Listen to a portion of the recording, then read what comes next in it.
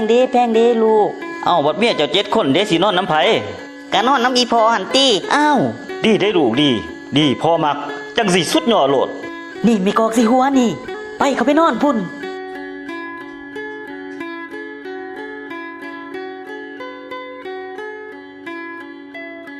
ลูกอาบน้ำเลยบ่ไปอาบน้ำแล้วไปนอนน้ำพอเด้อลูกเด้อไปลูกไป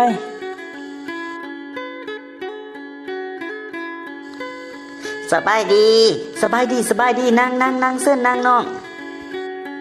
เจ้านี่บ่ผู้ซื้อเถิงสิมาเป็นสาวใส่โดยแม่น้องนี่ล่ะเข้าใจเวียกงานเมื่อละที่จริงมานี่โดยน้องเข้าใจหมดแล้วซักเครื่องได้บ่ไ